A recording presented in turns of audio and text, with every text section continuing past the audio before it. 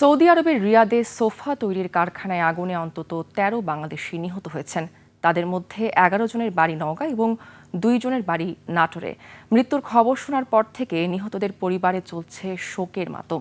এদিকে প্রবাসী বাংলাদেশিদের এমন মর্মান্তিক মৃত্যুতে গভীর শোক প্রকাশ করেছেন প্রবাসী কল্যাণ মন্ত্রী আরিফুল হক চৌধুরী। প্রতিনিধির তথ্য ছবিতে আরও জানাচ্ছেন মাসুম আলিসা। স্বজন হারিয়ে পরিবারে চলছে শোকের মাতম।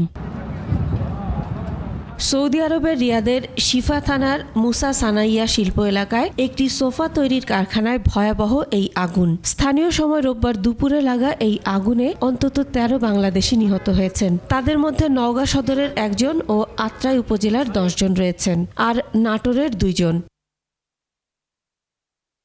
নিহতরা হলেন নওগাঁর আত্রাই উপজেলার বিশা ইউনিয়নের বিশা গ্রামের সাগর ও মজিদুল, উদনপই গ্রামের ফরিদ শেখ, ডুবাই গ্রামের সুমন ও হাসিবুল হাসান, কালিকাপুর ইউনিয়নের গন্ডগোহালি গ্রামের মোহন প্রামাণিক, সুমন প্রামাণিক, রুবেল হোসেন, কলি প্রামাণিক, পারকাসুন্দা গ্রামের আব্দুল জলিল ও সদর উপজেলার ১ জন। আর নাটোরের নিহত ২ জন হলেন নলডাঙ্গা উপজেলার শামীম হোসেন এবং শ্রীপুরের সাব্বির আহমেদ শুভ।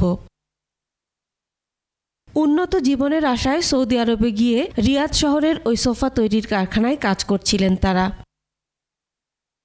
এদিকে সৌদি আরবে বাংলাদেশি শ্রমিকদের মৃত্যুতে গভীর শোক প্রকাশ করেছেন প্রবাসী কল্যাণ ও বৈদেশিক কর্মসংস্থান মন্ত্রী আরিফুল হক চৌধুরী। এক বার্তায় তিনি মরদেহ দ্রুত দেশে ফিরিয়ে আনা এবং পরিবারের জন্য প্রয়োজনীয় সরকারি সহায়তা নিশ্চিত করতে সংশ্লিষ্ট কর্মকর্তাদের নির্দেশ দেন। মাসুম আলিসা, ২১ টেলিভিশন।